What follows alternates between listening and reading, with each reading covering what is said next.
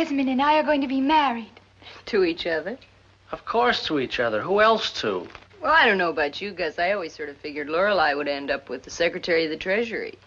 My little angel, you don't even know there's a certain kind of gal would take advantage of a situation of this sort. May I kiss your hand? I always say a kiss on the hand feels very good, but a diamond tiara lasts forever. It's ticklish business any way you look at it. Come on, we'll stick together.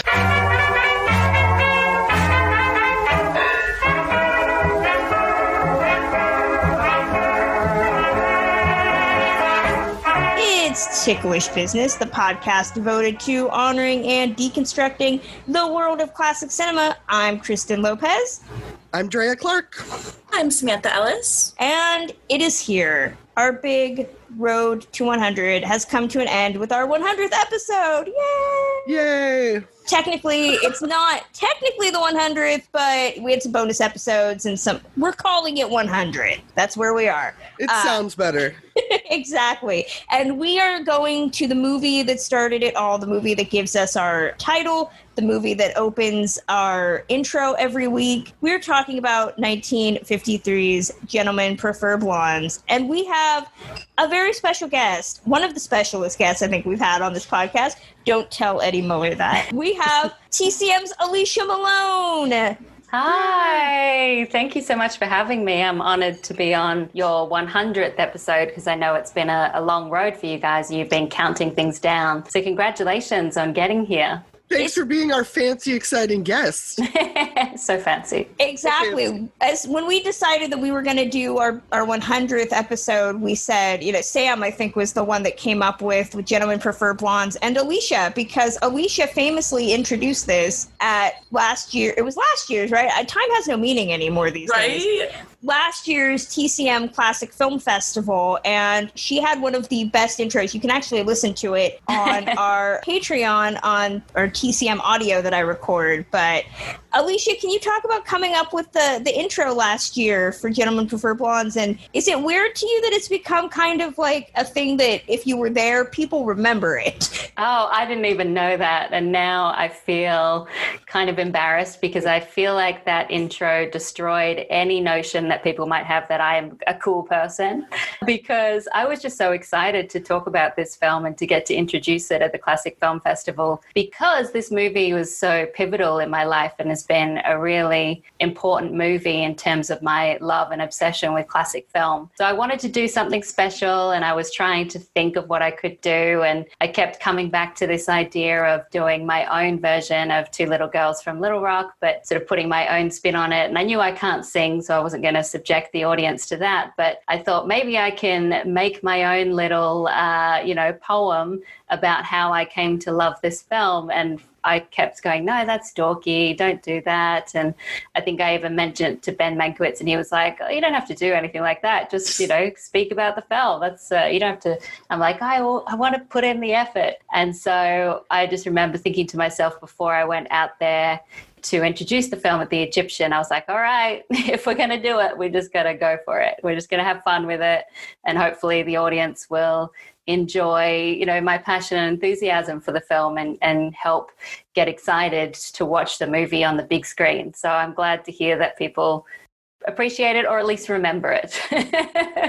Honestly, this is one of the huge turning points in cinema for me. Like, I would go as far as to say Gentlemen Prefer Blondes was the first classic movie I watched that made me have that aha moment. Like, wow, these movies are really great. So when both Kristen and I were actually in attendance for that intro, and as soon as we saw it, I think we both kind of were like, well, if we're going to discuss Gentlemen Prefer Blondes, I think we know who we have to have for this episode. Absolutely. I mean, I came to this film when I was really young. I watched a lot of classic films when I was young because my family is all big into classic films, and my dad would record all of these movies from late night television, and we would have these precarious stacks of VHS tapes in our living room that me and my two older sisters would comb through to try to find a favorite. And I remember seeing this film and just falling in love with it from the very opening moment when the curtain gets pulled open open and you see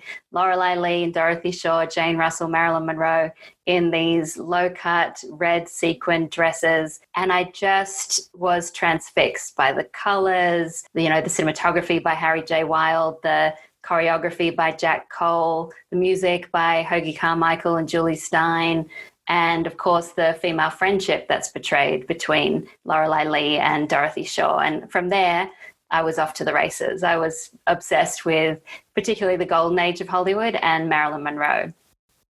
For people who don't know the plot of this movie, I'll give a brief rundown. As Alicia already mentioned, it tells the story of Lorelei Lee, played by Marilyn Monroe, and Dorothy Shaw, played by Jane Russell, who are American showgirls traveling to Paris. Lorelei is trying to get a guy to finally marry her who is being controlled by his dad.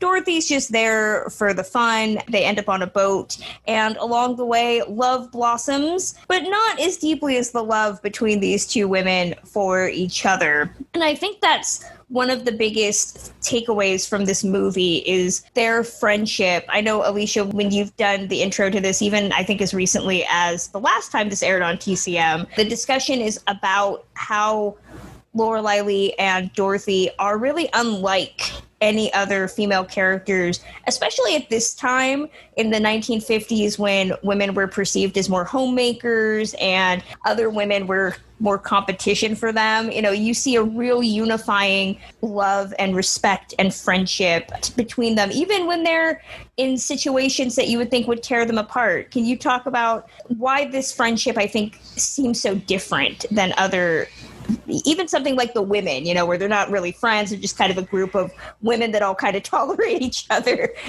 That's right. Yeah, The Women is a remarkable achievement in terms of having so many female cast members on screen at once. But when you look at the film like that, it's hardly a feminist movie because they're all tearing each other apart. And it's very much about competition and snide comments towards each other. And I think that was very much the case during the 1950s, particularly with someone like a Marilyn Monroe figure, this sex symbol. She was sort of seen with a side eye that she would come and steal your man. And so often she was the competition for other women. And it wasn't this equal partnership that we see in Gentlemen Prefer Blondes. I love these two because Dorothy Shaw and Lorelei Lee are almost complete opposites to each other. They have different intentions. They have different styles of talking, of dressing, of moving, but they fit together so well and they support each other no matter what. Even if they're making fun of each other, laughing at each other, they still always come together. And that is present throughout the entire film and very much on purpose. When Jane Russell was borrowed from RKO to come to 20th Century Fox to make this film, one of the things that Daryl Zanuck, the head of Fox, Charles Lederer, the screenwriter, producer Sol Siegel and director Howard Hawks really wanted to do was to make sure that Dorothy's role was complete and full, like the role of Lorelei Lee in the Broadway musical and the play and the movie and Anita Loos's book. And one of the things that they wanted was firstly a love story for Dorothy, and secondly, to make sure that that female friendship really made sense, that you could tell that Dorothy had genuine affection for Lorelei, even when she was getting them in trouble, so that by the end of the film, when she sticks up for Lorelei, Dorothy, that you know that it's done with a true intent, that she really does believe and support Lorelei. And, these are two girls just trying to make it in a man's world. And I think that's something you also see in this film, just the way that women need to survive and the means in which they choose to do that. It's amazing to watch this because, especially if you know the personas of each of these actresses off screen, I think that's also really telling. We all love Marilyn on this podcast, and we know about kind of the bum rap that she got as an actress in the studio. And I appreciate so much about Gentlemen Prefer Blondes the fact that she's daffy, but she's not stupid. So her relationship with Gus, the Tommy Noonan character, is definitely one of two people that are kind of lovesick for each other and high on love in an equal way. Even though she definitely has an agenda, she explains it, and it's not malicious in a sense that you can at least, respect it and appreciate it. And you're like, oh, she's not the gold digger that the dad thinks that she is, which I think it's unlike a lot of any of the other roles that she got to play, where it was a lot of times, as good as those movies are, making fun of how quote unquote stupid she was. And I appreciate that that's not the case here.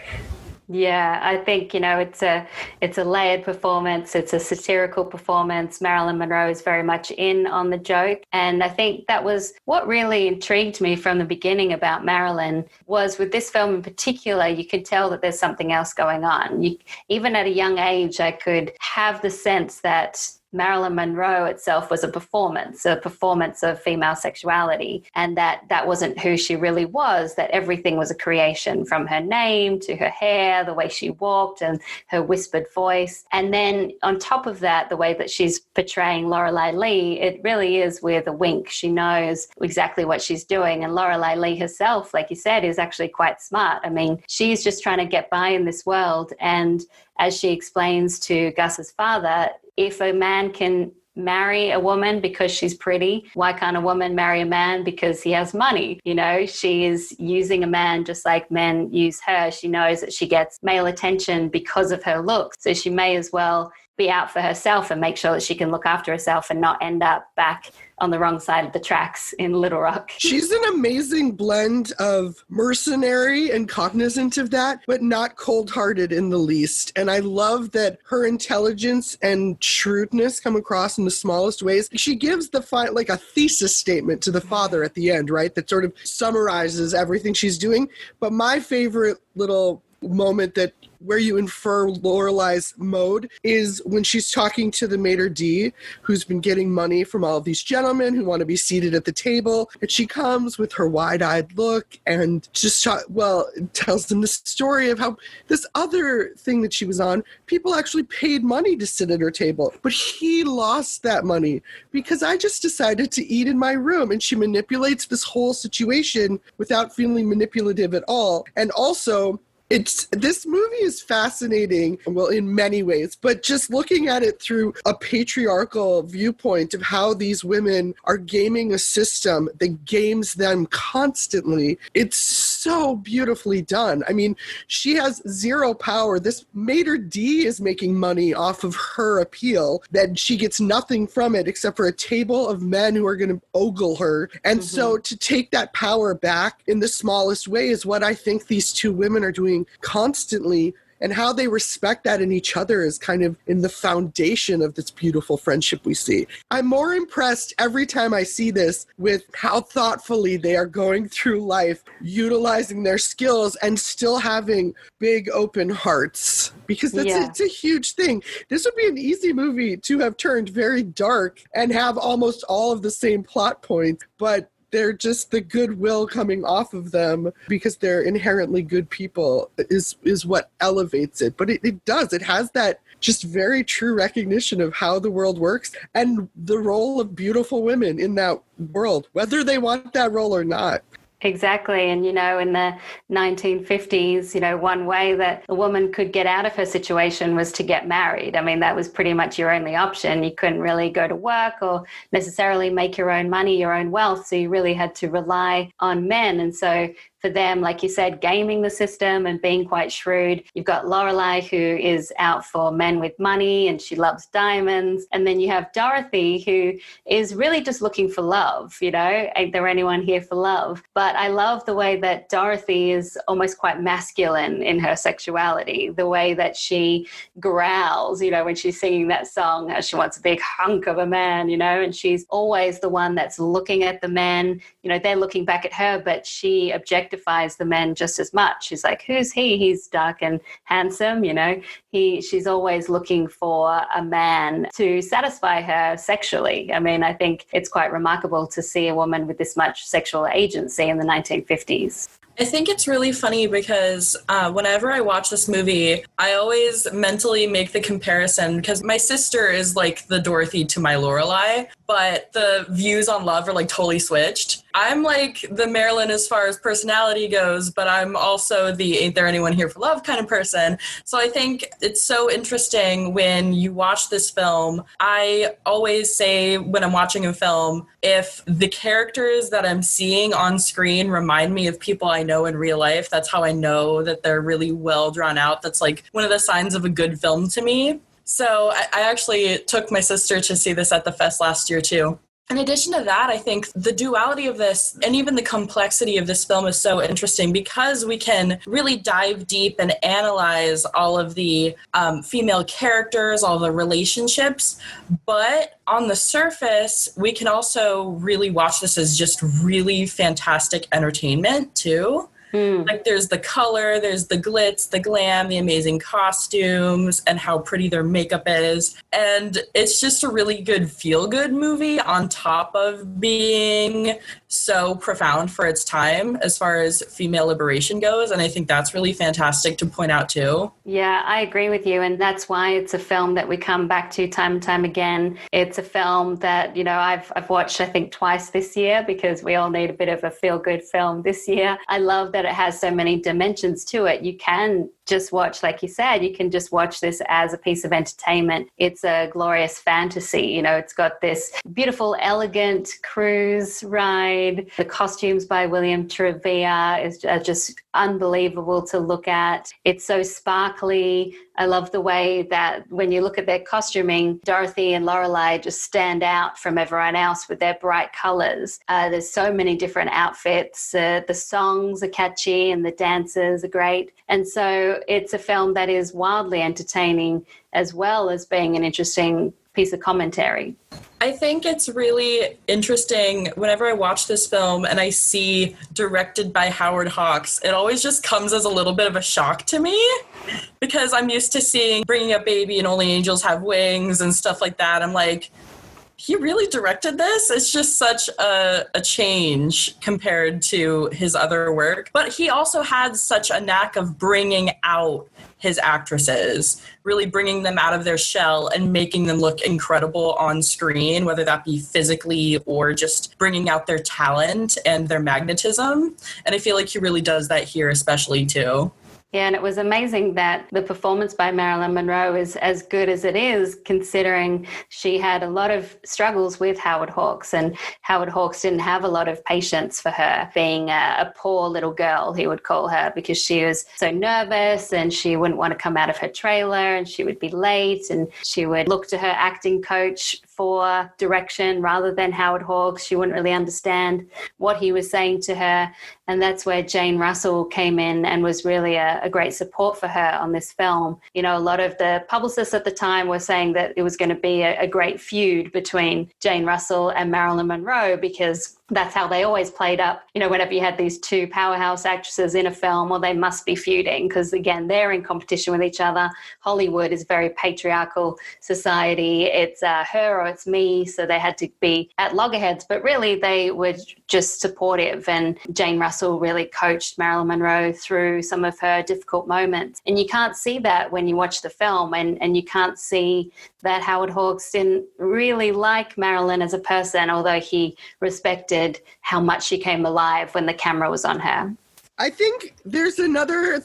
It came to mind when you were talking about the female friendships in this and how they're seen. And I do think you can't necessarily see on screen what Jane was doing for Marilyn behind the scenes, but the camaraderie and how you build that, that's very difficult to manufacture on a set for something quick for women who have been pitted against each other and are in an industry where they watch themselves pitted. So I think it is always helpful. It's like the directors that take the time to have the whole cast live together in a chateau for a month, whatever. But the other way that female relationships in this film come across and why it adds to this general lack of cynicism is it's permeates to all of them. Like, Lady Beekman is not a character of, she's also not an obstacle or a bad guy. Lorelai's not trying to pull something over on her. She just really admires her tiara. And then the other women that you see, other female passengers in it, like even the very beginning when they're doing their scene about to leave and they invite the entire, because of course the entire Olympic team is there and it's only men. They're all there. They're having a party. There's also a few women in that mix, and they get to sing a little bit as well. And so there's a lack of competitiveness in all of the female characters. And even Lady Beekman is mollified pretty quickly when meeting Lorelai. And I think all of those things that Howard Hawks, knowingly or not, it could, maybe that was his manipulation of, I'm going to do this twist on how women are. But I think because it's at every layer in this, it enhances it as a whole. And then speaking of the costumes, because I could just do our entire thing talking about the wardrobe in this, they're so beautiful. And I think one of the reasons so many, probably hopefully young women as well, see this movie young, they're so glamorous. These women just look glamorous constantly. I watch this, we're all sort of still in our homes for the most part. It's not exactly the most beautiful time of life right now. And I was like, oh man, can you imagine putting on jewels and the makeup and these beautifully fitted dresses? But what stood out to me in this rewatching too is they have very, very feminine clothes and they're very fitted, but nothing, even their performance outfits, is too revealing. Like they all very much take advantage of very specific feminine form. But even the Little Rock dress, which is very low cut, it still has that like ice skater faux skin netting. They're both, Jane and Marilyn, are wearing the equivalent of turtleneck in half of their costumes. They're very fitted, but they don't have a ton of skin. Jane shows some, she's got her athletic shorts on and a few things like that. But throughout, there's this trade of if you're showing legs, you're not showing your top. They don't show cleavage almost ever. So I was just struck by how feminine the clothes are, how glamorous they are, but they never feel lascivious or so the clothes would probably segue into an entire conversation we could have about the male gaze in this. Also, how all of the men, or so many of the men, are more objectified. I saw a lot more male flesh in this movie than I did female flesh. Yes, I mean, I didn't hate it. Yeah. The There Anyone Here for Love dance, I mean, those male Olympians, they look like they're naked. And that is obviously very much by design. And so it's interesting that you have, Jane Russell in this pantsuit and you have all these men in just these skimpy shorts that look like they are completely naked. Just that black ring around the bottom of their shorts is the only thing to let you know that they're actually just wearing skin-colored shorts, but they're topless, and you see a lot of muscles, and all the musical numbers were directed by Jack Cole. So maybe that was some of his influence. To go back to Dre's point about the fashion, what I think really the only costume that people know that wasn't, I don't know, the rumor I heard was that it was not allowed to be shown the front of is the gold dress. There's photos of Marilyn in that gold dress with the plunging neckline. You can only see the back of it, I think, in the film where she's dancing. And I'd heard a story that it was too risque for the front to be shown. Alicia, I don't know if that's a true statement or not. I'm not sure if that's true or not, but I have seen those pictures of the front, and it is a little bit more sexy than the other costumes. But I also love that shot of her from behind because you just see her backside wiggling. And again, it's very sexual, but it's also very classy as well. And I always think when she's doing that she looks like a snake. Later on she talks about being a snake with Piggy. And I always think she looks like she is just like slithering over him and she's about to devour him whole. Well, and she's two pigs fighting under a blanket. Yeah. Well, to go to the musical moments, I think first off, this is probably one of the best uses of Technicolor that you can find. I mean, you can watch it on the crappiest TV you have, and it dazzles, which makes it even better if you can watch it on a big screen or in like Super HD or whatever the kids are watching their movies on now. But the musical numbers, I think, are just so unlike a lot of the musicals before. And again, I urge everybody to read Janine Basinger's incredibly comprehensive book on the movie musical. But, musical numbers had always kind of had to have a reason for existing or not a reason for existing, characters kind of bursting into song. But what I appreciate about this movie is that Lorelai and Dorothy are showgirls, and you have those moments where they are performing in a performance setting, but then there are also moments where it feels like this dreamlike othering of the musical number. You know, we can talk about Diamonds Are a Girl's Best Friend in a second, but the Ain't There Anyone Here for Love number, just, it feels like that old school song in my heart type of moment where she has to sing about it. And yet at the same time, because it's ticklish business and I got to bring it up, the homoeroticism of that number is just off the charts, that it almost feels like Dorothy is kind of singing a song about barking up the wrong tree. You know, she's kind of like, why is nobody trying to hit on me? Because they might not actually be interested in you. And I think that that adds another layer of fun, like, coding to the movie that is enjoyable. You know, if you're of that group, you might notice it more than if you aren't. You know, you can enjoy it as a completely hetero, cisgender type of thing. But if you are, you know, I'd be interested to see about 1950s audiences who were part of the queer community, like how they responded to that. Did that add another layer of humor? Because I think it's one of those moments that does take the musical genre and kind of tilts it a little bit and makes you think about it in a different way. Yes, I think so. And, you know, there's moments in that number where you have the two men wrestling each other, and it is very suggestive when you look at it, and very much like a tongue-in-cheek wink to the camera.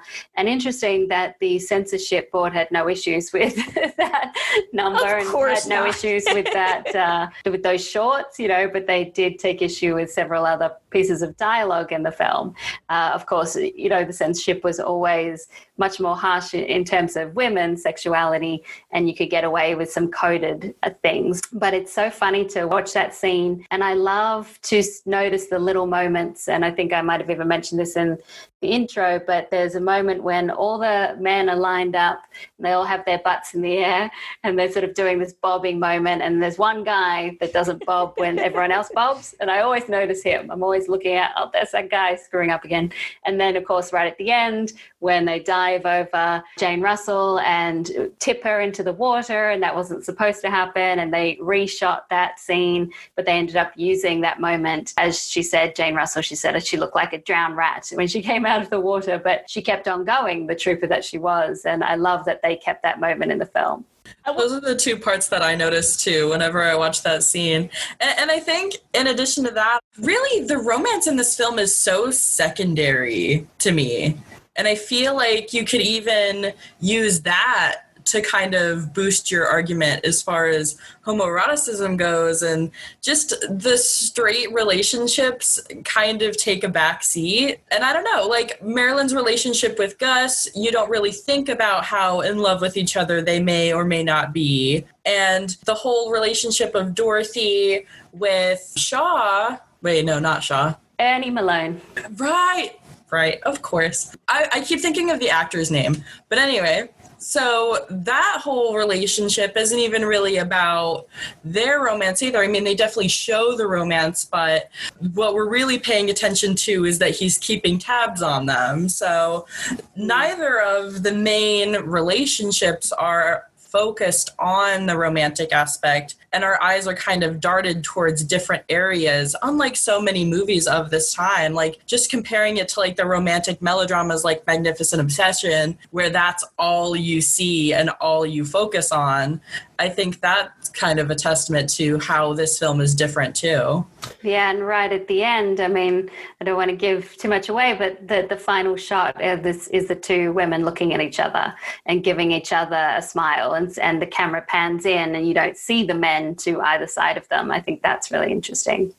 Oh, if we're talking about looking at a homoerotic viewpoint of this, Lorelai and Dorothy are the relationship. And the idea too that both of the men that they're partnered with are kind of neutered and not super, like, I find that other than the two women together, the most chemistry generated in all of this is Lorelai and Spofford, the 6-year-old little rich boy, who's my favorite comic relief in almost anything. I can't even handle that kid talking about animal magnetism. And there's a whole physical comedy moment when Lorelai's half stuck through a porthole and puts a blanket up and he like holds his hand. I love it. But she has like more chemistry Jeffrey with Spofford. There's more, not in a gross way, he's a child, but it's sparky. Whereas Gus, her, millionaire fiance, I liked that neither he nor Malone have meathead, possessive qualities. They're men who respect the power dynamics with these two women, which is that the women have the power, and they're not trying to browbeat them or caveman them. And I'm like, oh, this is ideal. And this is also what I would want for these two women. If these two women can't have each other and all the wealth in the world that they deserve, sure, yeah, why not these guys? I did always find the weakest link in this is I think there was a possibility to have a little more of a swoon with Malone and Dorothy, with the idea of, you see them falling for each other on this cruise ship and him being enamored with this mistaken belief he had originally that she was also a gold digger, and she's instead just rolls her eyes when he starts to pretend to have money. And of course that would intrigue him. So there was a little more possibility than I felt was ever really earned with those two in particular. But I love Lorelai and Gus's whole dynamic and believe they had a very nice life together. Yeah, exactly. It's, you don't get the sense that they have much sexual chemistry. I mean, you see how Gus has that reaction to her when she just gives him this quick kiss on the lips, and Dorothy says, what do you do? Have Novocaine in your lipstick? Because he's just like, whoa, But what I like about these relationships is that again, it's the women that are driving the relationships. Like, the women have to tell the men, this is what we want from you. Towards the end, Dorothy, as playing Lorelai, has to say, Dorothy is in love with someone, and just give him a real hint before he gets it and before he realizes, oh, okay, I should give up this case and fall in love and get married to Dorothy. But the women have to really tell them, have to bat them over the heads and say, come on, guys, keep up with us. When I want to talk about Jane Russell a little bit, because I think she's also just as, this is often considered a Marilyn movie, but it's just as much Jane's movie as it is Marilyn's. And I think you can't have one of them without the other. The success of the movie is on their unity together. And Jane Russell is an actress that I've come to appreciate a lot this year, especially after TCM did the whole Star of the Month for Jane and showed a lot of movies that I ended up watching. But she did this the same year as she did The French Line, which I haven't forgotten Alicia's intro to The French Line, talking about the use of 3D. Alicia, what was the tagline for The French Line in 3D? Oh, I can't remember, but it was something like poke your eyes out. Yeah, it was pretty much about Jane Russell's bosoms and being in 3D. It was weird. And that is one bizarre movie. But I think that even where Marilyn was often failed from getting great roles because of her looks, Jane kind of fell into the same boat. She was Howard Hughes's ideal definition of a woman, even though she didn't date him. And she kind of got stymied by her RKO contract into doing a lot of movies that she didn't necessarily like. And I think that this movie gives her a really good opportunity to show that tough exterior, but how that can be a front.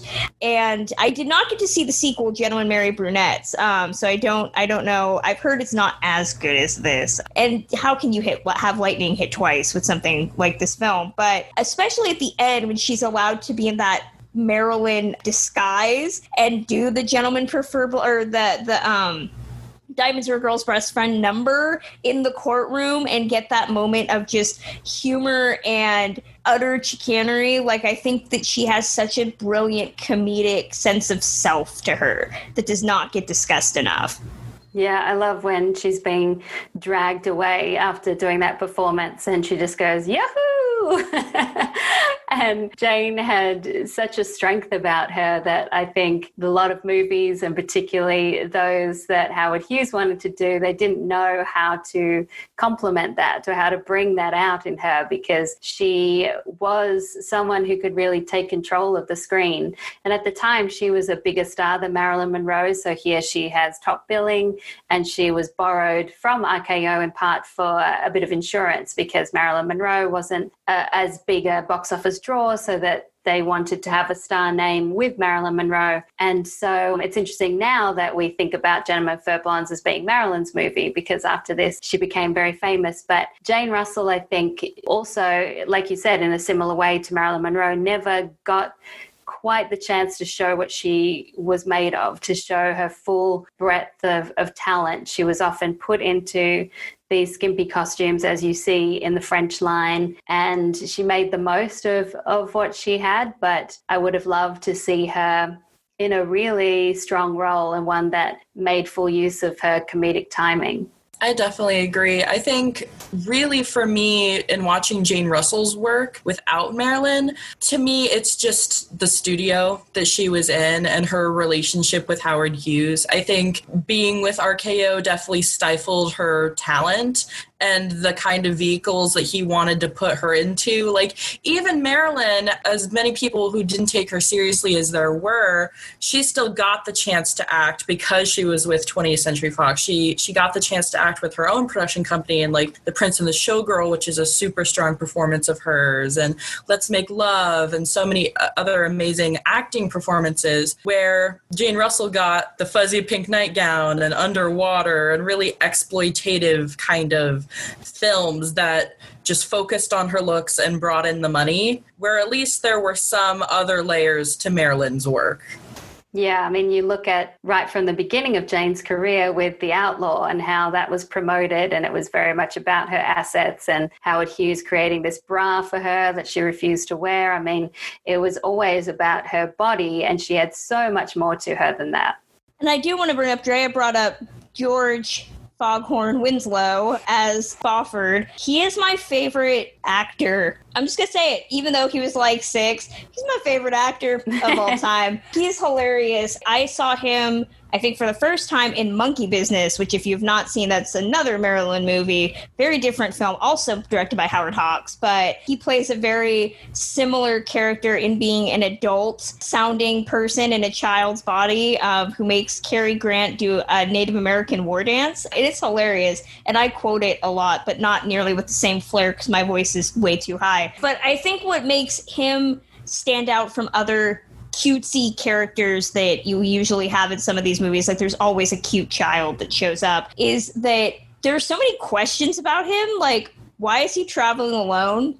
What's his business? You know, what is his backstory that he's this little tiny heir to something? I mean, he's got a valet, so he must have some money. You know, I want to know about him. And at the same time, he doesn't really bat an eye to any of the things that happen to him. He's placed next to two of the most beautiful women in the world, and he's just like, oh, I don't intend to miss a meal. And you're like, is he hitting on her? Or is he just like, I'm okay with this. Like, this is really cool to me. You know, the porthole sequence that Drea brought up, the fact that he's the one that thinks to stick out his hand as Marilyn's hand. And, you know, he has that great moment where Charles Coburn's like caressing his hand and goes to kiss it. And you just hear, stop that. It's hilarious. And he has such a small, many people would say insignificant part of the film. And yet he walks away with so many great moments. And then I think went on to, you know, become a postal worker for the rest of his life. I think that's fascinating. Yeah, once he lost that signature voice that he had, once he hit puberty, I think at around 12, his career was over. And he had that really short career, but I think in every film that he was in, he stole the show because he had such an unusual voice and a very different style of delivery, this very flat style that, you know, spoke to him knowing more than a little child should. You know, the scene where he sits down at the table, it seems like he knows exactly what's going on and he knows how to handle it. I love the porthole scene that you mentioned. I love that he's just walking alone around the ship and then late at night and then sees her and goes to help her. And he was just so interesting. I remember seeing him in Room for One More and, of course, Monkey Business. And Cary Grant was the one who brought him into the film business because he'd heard him on radio and thought that his voice was hilarious. I agree. He's the best actor. I think he's such a shining light in this, obviously. But thinking of the porthole scene and then the scene at the end where Jane Russell goes in character as Marilyn's Lorelei, like 3 characters in one. It made me think as well that this is a film where it is so nicely measured out that both of the women get chances to shine in different ways. To me, those 2 moments, the porthole scene and the courtroom scene, are each of them get like this comedic set piece where they get to show some like comedy chops. And then, when Jane has her big Anyone Here for Love, her whole solo, and it goes the whole movie, you don't really think about how Marilyn didn't have a solo until she finally does. She doesn't get Diamonds to Our Girl's Best Friend until near the very end. And at that point, it occurred to me, like, oh, how nicely balanced this is, that both of them get chances to shine together. We get to see them perform, and they're a great duo. We get to see time with the romances in their life. They each get these comedic, they each get a solo moment, and it's another way where you're like, oh, this makes sense. They're friends, because even this film is treating them as equals and giving them equal opportunities to shine. And I think that's another way that, films that are either two-handers or that are trying to show these partnerships don't always take that into account. And this one does really nicely, just the equality across the board in terms of performance opportunities and taking advantage of a range of skills. Yeah, and before we wrap up, it'd be great to talk about Diamonds Are a Girl's Best Friend, because that has become such an iconic number that you even saw it in the Harley Quinn movie, Birds of Prey, at the beginning of the year. Seems like a long time ago. And it's become such a unique set piece that even people who've never seen the film know the song and know exactly that outfit. It's funny that we were talking about the revealing costumes and the not revealing costumes, because initially for that scene, Marilyn's costume was extremely revealing. It was basically just black fishnet, kind of circusy, very bedazzled outfit. And they were like, no, that's too revealing. We can't do it. So then they give her this iconic pink satin gown. And I feel like so many people have tried to redo that, and they just can't, do it justice, which is funny because that gown was thrown together like so quickly. But yeah, absolutely. I mean, if this movie couldn't be feminine enough, it brings a whole other level of femininity. Yeah, I think we'd be lost without adding the Madonna of it as well. Yeah, the Madonna. I was going to say, I was at a birthday party for a 13-year-old this weekend, an outdoor, separated movie watching, where, of course, we watched 13 Going on 30, which is what 13-year-olds want to see. They can't wait to be 30. But we played 80s music videos at the end. Material Girl came up, and I informed her she has to see Gentlemen Prefer Blondes to fully appreciate it. Yeah, I mean, that scene as well is another sort of tongue-in-cheek moment. You get that Marilyn is in on the joke. You get that Lorelai is doing this performance to get to Gus. I love when she says, I don't mean rhinestones, and she chucks it at him. I also love that George Chakiris is in the chorus as one of the dancers. And of course, he would go on to win an Oscar for West Side Story. And it's so beautifully choreographed, that whole number. And it was one that Marilyn Monroe worked really hard on, and she sung and danced for all of the film. The only part she didn't sing was the no, no, no, no, no at the start of that song. Yeah, so I think that's a good segue into wrapping things up. That scene is so iconic, and it makes the movie the iconic, I'd say, masterpiece that I think it is. That's a fair statement. I think Gentlemen Prefer Blondes is the perfect movie. I think it's entertaining. You can watch it any time, and it lifts you up. It's a great balm for the soul, to use something, really, really trite. But I love it so much. Sam, final thoughts. What do you say about Gentlemen Prefer Blondes? The longer we have this conversation and the more that I think about it, I think I really didn't have I had the 99% appreciation for this film, but what brought me to the 100 was seeing it last year at the fest. I think this is really one of those films that's such a treat to see with an audience, because it's just so fun. And we were talking about all the comedic moments, like the scene with Henry Spofford III.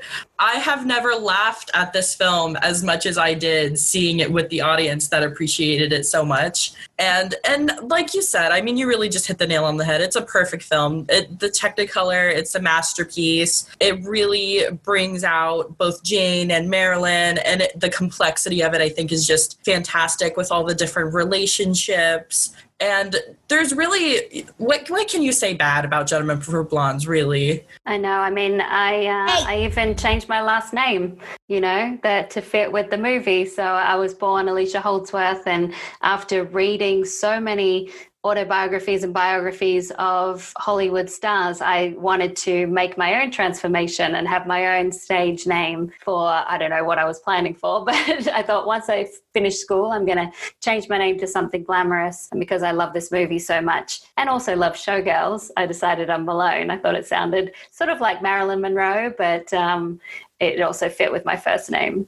That's amazing. I didn't know that. That is so cool. Drea, what are your overall thoughts on Gentlemen Prefer Blondes? It's okay. I'm just kidding. It's wonderful. Yeah. I love this movie. It is a time, Alicia mentioned at the very beginning, that this is a great time that it's almost necessary to be seeking out movies that make us feel good. And I've been so actively revisiting things that I know will be a balm to the soul, that will just take me somewhere lovely and give me comedy and a little romance and some fun. And the twinkle in this, the positive female elements, the glamour, I love it. It's just, it makes me so happy to watch it every single time. And Alicia? Absolutely. It makes me happy every time I watch it. And Drea, you said at the beginning something that's very true, which is every time you see it, it reveals more to you, especially as you grow older and you have more of an understanding of some of the nuances and complexities, particularly around the female friendship and the way that they need to survive in this patriotic world. So I think that it's a movie that not only gives me comfort and gives me nostalgia and makes me think about growing up and seeing it for the first time and learning all the dances with my sister Yvette and putting on performance for anyone who is unfortunate enough to walk into our living room. It also is a movie that keeps revealing itself to me every time I see it. And that, I think, is a mark of a brilliant film. Well, listeners, let us know your thoughts on Gentlemen Prefer Blondes. Marilyn Monroe, Jane Russell, you can email them to us at ticklishbiz@gmail.com, and we'll read them on our next post 100 episodes. Alicia, thank you so much for sitting down and talking about this fantastic movie, being our guest of honor for our 100th episode. This is going to go up in December, so feel free to plug anything around that time. But where can fans find you online, read your books, see you on TCM, all of that? Well, thank you so much for having me. I'm honored to be a guest of honor, and anytime I get to talk about Gentlemen Prefer Blondes with three intelligent, beautiful ladies, it just makes my day. You can find me online at Alicia Malone, and also you can find my book there on Amazon, or if you want to support independent booksellers, then it's Backwards and in Heels and The Female Gaze, and I'm currently writing book number 3, so that'll be out sometime next year. Can we get a hint on what book number 3 is about? Yeah, again, it's about women in film. This time I'm going to look at female characters, and I'm trying to weave in more of my personal story. So Gentlemen Prefer Blondes will definitely be making a feature in my book as a film that had a profound effect on me in terms of the portrayal of women on film. Awesome. That's so exciting. Yay. That's going to close out this edition of Ticklish Business. It's actually our last episode of the year, so it seems pretty fitting that we're ending on 100 episodes. I don't know if I speak for Drea and Samantha when I say this, but I just want to thank everybody who has supported the show for over 100 episodes, from the really weird days when it was just me and my microphone and my weirdly scripted intros that I know some people like, but they were a monster to have to do every week. You know, to bringing on different guests, to bringing on Dre and Samantha, who've been some of the best co-hosts that I've gotten to work with. It's been such a treat. I'm excited for hopefully 100 more episodes. You know, who knows what weird classic film rabbit holes we're going to go down in 2021. Hope we still have a country in 2021. I don't know. Ladies, do you guys want to add anything? This has been a treat, and it's always hard when you listen to podcasts because you're like, oh, they must all be best friends and roommates. But Kristen, Samantha, and I met them via Ticklish Business, and it's always wonderful, like, meeting new friends. The guests that we've had have been a real treat, and the people that Kristen's brought on this road to 100, each time I'm like, oh, we get to talk to who? So yes, I've highly enjoyed this. I hope the people listening have enjoyed this, and I can't wait to make you guys watch more obscure Japanese films in the future.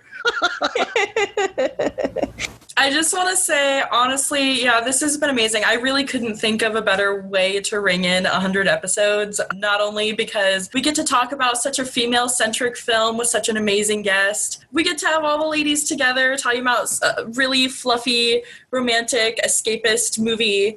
And it was also the first movie that Kristen and I got to see physically together, and that's when we met. So I think that's just the coolest thing. It brings everything full circle, and I just love that people out there want to hear us talk about films and want to hear us talk about the aspects of film that we love. And I'm just so blessed to get to do this, and I hope that we continue to do it for a long time. Yeah, well, we're taking the next couple weeks off. We will be back in January, but do not fret. If you want to get in touch with us, you can do that via our email, which again is ticklishbiz@gmail.com. We also have our individual Twitters. I am at journeys_film. Drea, where are you? I'm at the Drea Clark. And Samantha? At Classic Film Geek. And you can also reach out to us on our official Twitter, which is at ticklish_biz. We'll be posting updates and all sorts of stuff, even though we're on break. And if you want to support us and get access to stuff throughout the rest of the 2020s, you can do that over at our Patreon, which is patreon.com/ticklishbiz. We have all sorts of special stuff, including Not My Cat rolling all around. We have our whole bonus slate of shows, including Based on a True Podcast with William Bibiani and doubled features with Adam Kautzer. We also have a bunch of bonus shows that don't have either of those guys. We've done our Lolita double features, our Paul Newman retrospective. There's all sorts of stuff on there. So go out and support if you can. We also give away buttons, and we're going to do some more stuff in 2021 that I think is going to be a lot of fun. So yeah, we're going to close it out and say Merry Christmas, Happy New Year. Hopefully 2021 is a lot better than 2020 was. So till next time.